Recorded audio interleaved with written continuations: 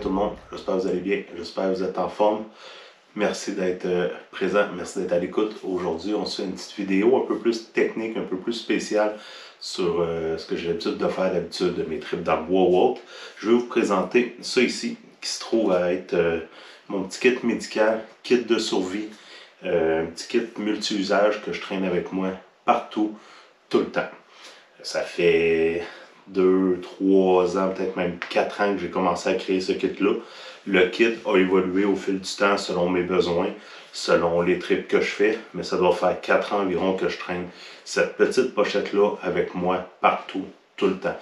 Que je parte pour une journée me faire une bouffe dans le bois, que je parte pour 4 ou 5 jours en canot camping, que je parte pour une nuit à la pêche, à la chasse, name it. Cette petite trousse-là me suit avec moi tout le temps. Avant de vous présenter la trousse, je veux vous mentionner que cette trousse-là est faite pour mes besoins, selon ce que j'ai de besoin pour mes trips. Je ne veux pas vous dire « faites ça ». C'est pas ça l'utilité. L'utilité est de vous présenter un peu des trucs qui peuvent être pratiques pour différentes personnes selon leurs besoins. Mais c'est important que chaque personne se fasse un kit comme ça sur mesure. Je suis pas fan du tout des kits qui se vendent dans les magasins sportifs ou autres, les kits médicaux, tout fait que tu achètes pour plusieurs raisons. La première, c'est que tu sais pas quoi tu as dedans, qu'est-ce qu'il y a dedans, c'est pas toi qui l'as créé, tu l'as pas créé selon tes besoins. C'est souvent dispendieux pour rien, avec des produits de qualité moyens aussi à l'intérieur. Donc je suis vraiment pas fan des kits qui se font qui se vendent en fait dans les magasins, puis j'ai vraiment opté. Premièrement, pochette rouge, c'est important pour le reconnaître. Tout le monde va reconnaître une pochette rouge. S'il faut dans votre pack-sac, que ce soit un jaune ou un rouge comme ça, majoritairement du temps, ils vont savoir que c'est un kit médical. Donc, si vous avez à vous faire un kit, essayez de garder ces couleurs-là. Puis sinon, faites-vous vraiment une liste détaillée. Avant de remplir votre pochette, faites-vous une liste détaillée. C'est quoi mes besoins? C'est quoi les trips que je fais? C'est où que je m'en vais? Qu'est-ce que j'ai de besoin pour telle situation? Si vous partez faire des expéditions de une journée, toujours, vous n'aurez pas besoin du même kit que quelqu'un qui part en canot camping pendant 5 jours de temps, exemple. Donc, chaque kit va être différent, mais c'est important, je crois en tout cas, de le faire sur mesure pour nos besoins spécifiques. Donc, le but n'est pas de tout vous présenter les items un par un. Je vais les sortir, je vais les énumérer vite fait pour vous donner une idée du kit que je me suis créé et la raison pour laquelle je l'ai créé. Premièrement, si on commence ici, dans la petite pochette en avant, j'ai un petit kit ici pour réparer mon matelas de sol. Des matelas de sol gonflables. Si jamais il brise, qu'il y a un trou dedans, ben, je veux pouvoir le réparer, je ne veux pas être mal pris. Aquatable pour filtrer l'eau. J'en ai tout le temps sur moi. Ça ici, c'est deux petites attaches. Je ne sais pas si on voit bien. C'est deux petites attaches pour ma scie Agawa Canyon, pour quand je change la lame. Si jamais je viens qu'à perdre une attache, ben, j'en ai de spare. Donc comme je vous dis, c'est vraiment un kit multi-use pour mes besoins à moi. Des cure-dents, de sortes différentes. C'est ici de la soie dentaire. Un élastique, parce que j'ai les cheveux longs, je casse mon élastique. Je veux pouvoir en avoir un autre. Ça ici, c'est des petites pilules pour les brûlures d'estomac. Donc, tu arrives, tu es en camping, tu bois un peu trop de vin, de la viande rouge, tu arrives pendant la nuit, tu as des brûlures d'estomac. J'ai des petites pilules pour ça. Un petit allume-feu. Une brosse à dents. Un tube de pâte à dents. Ça complète la petite pochette ici en avant. Si on va dans la deuxième petite pochette ici qui n'est pas zippée, je me suis fait un sac avec un petit calepin, crayon feutre, stylo. Puis j'ai mon petit truc ici, je suis capable de le prendre là, pour faire des signaux de détresse au besoin. Personnellement, j'en ai jamais eu besoin, mais ça peut faire même encore là une belle petite plateforme pour écrire avec son calepin ou quoi que ce soit. Donc j'ai ça sur la petite pochette en avant. On s'entend que crayon calepin, ne vous expliquerai pas à quoi ça sert. Je pense que si vous écoutez la vidéo, parce que vous en avez une bonne idée déjà. On s'en vient sur la pochette, sur le dessus. J'ai un petit spray anti-chien ou anti-ours que régulièrement je vais me mettre à la ceinture, mais que je traîne à la base dans mon kit.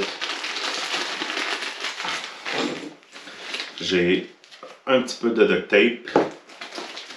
J'ai ici des petits pansements, autant des petits pansements pour nettoyer que des petites compresses non adhérentes dans un petit sachet comme ça. Je vais avoir un gros sac de plaster, je me coupe souvent. Donc quand tu travailles avec le bois, ça arrive souvent que tu te fais des coupures, tu veux pas que ça infecte. Donc plaster.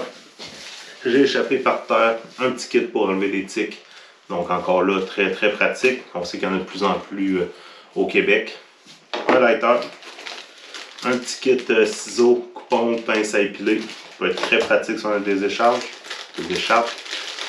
Q-tips. Une petite barre de savon. Comme vous pouvez voir, là, je l'ai coupé.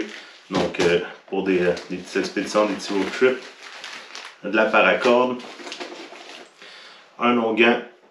C'est onguent bâtissin, onguent bacitracine USP. Donc, si on a des coupures, des brûlures ou quoi que ce soit, on vient mettre ça dessus.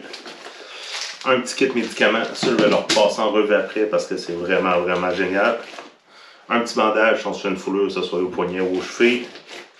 Ça ici, j'aime bien ce petit pot-là, je l'ai utilisé souvent. C'est de la ouate avec de la vaseline. Donc pour allumer un feu dans n'importe quelle situation, qui mouille assez ou qui neige, j'ai allumé un feu un hiver avec ça, puis des branches d'épinettes qui avaient de la glace dessus. Là. Donc extrêmement pratique, tu allumes un feu n'importe où avec ça. Puis ça, réunis ensemble, là, vous pouvez faire de la magie. Ça ici, que j'espère ne jamais avoir besoin de me servir. Honnêtement,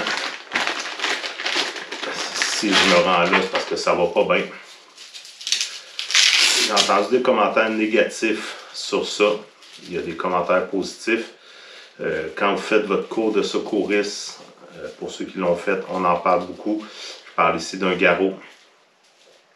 Donc, il y a du monde qui vont oser s'en servir. Il y a du monde qui n'oseront pas s'en servir. Pense pas qu'il peut arriver quelque chose de mal avec ça. C'est, comme je vous dis, si j'en ai besoin, ça va être vraiment en dernier recours. Puis, en fait, là, c'est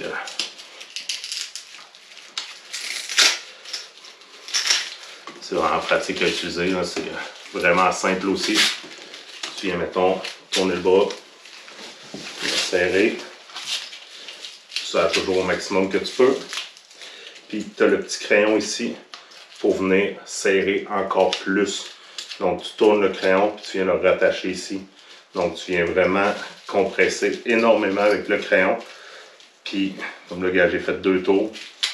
Je commence à sentir déjà que c'est engourdi. Mais il faut faire 3, 4, 5 tours pour vraiment empêcher le sang de sortir. Donc, si je me fais une grosse coupure, on vient utiliser le garrot. Comme je vous dis, j'espère que c'est quelque chose que j'aurai jamais à me servir. Que ce soit pour moi ou que ce soit pour les autres. Mais j'en ai acheté un parce que, tu s'entends, ça peut littéralement sauver une vie. Donc, j'ai pris la peine d'en acheter un. Je l'ai pas roulé de mon bord. Juste fourré.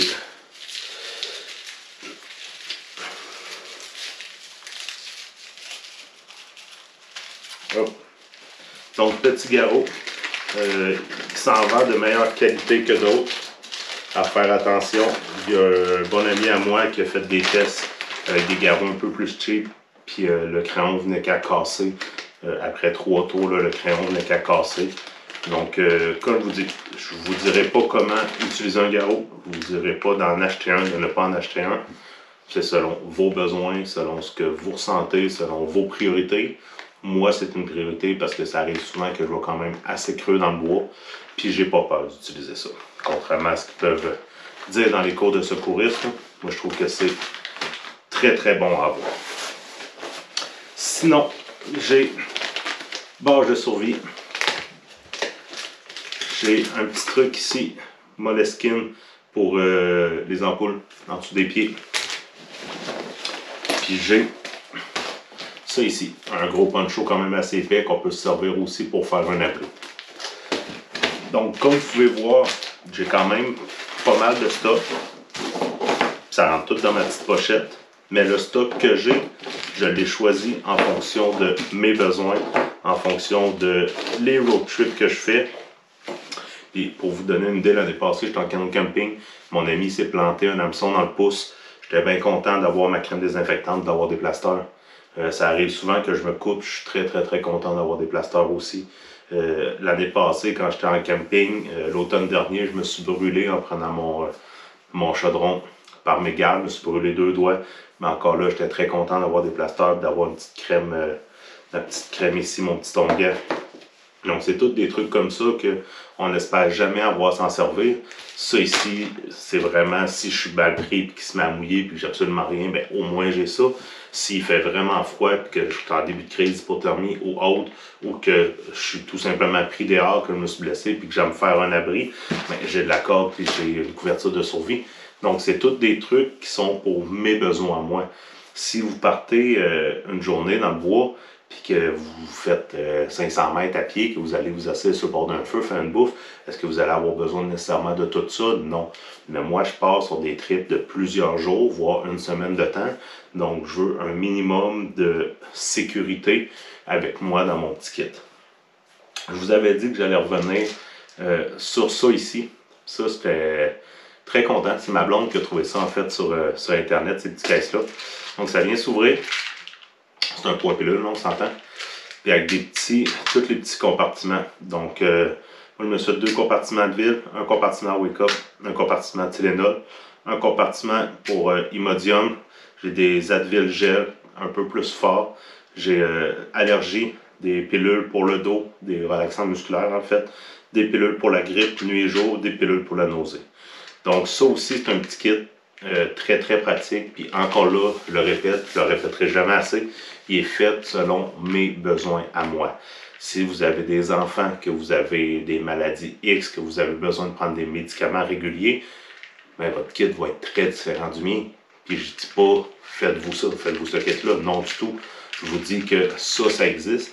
Puis vous avez la possibilité de vous en faire un. Puis je vous recommande de vous en faire un. Puis non seulement un pour en camping, mais un quand vous partez pour mettre dans votre sacoche ou quoi que ce soit. On s'entend, ça peut être pratique. C'est le mal de tête te pogne, comme tu as des Advil, tu as du Tylenol. Tu t'en vas souper chez tes parents, chez tes beaux-parents. Situation X qui arrive, tu as besoin d'Imodium, ben t'en as. Encore là, c'est tous des détails de même.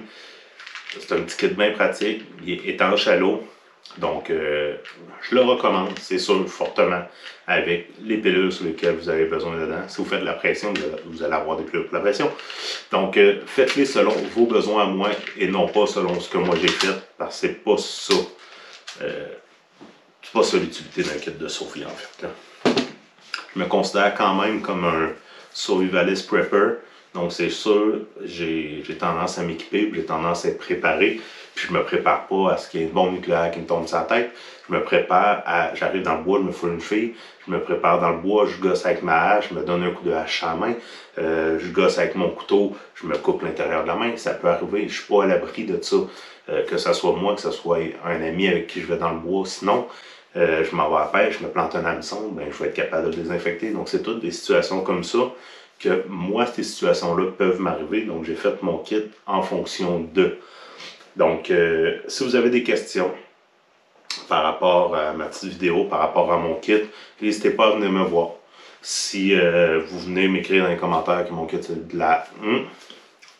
Passez de vidéo, changez de vidéo. Je suis pas là pour ça. Je suis pas là pour vous dire quoi faire. Je suis pas là pour vous vendre mon kit. Je suis là pour vous montrer ce que moi j'avais besoin. Donc, si vous avez des recommandations, ça, je suis prêt à les prendre. Mais encore là, c'est pas parce que c'est bon pour vous que ça va nécessairement être bon pour moi. Donc, ce kit-là est fait pour moi.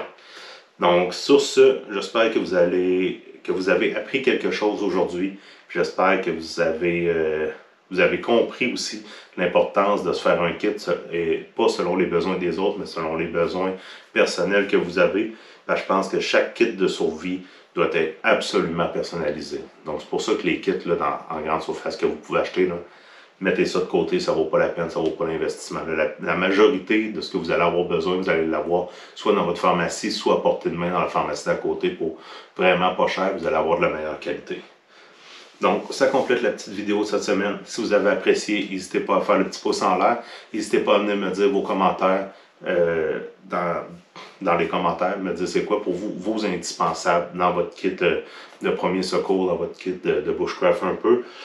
N'oubliez pas de vous abonner. Puis sur ça, on se revoit la semaine prochaine pour une autre vidéo. Ciao, bye gang.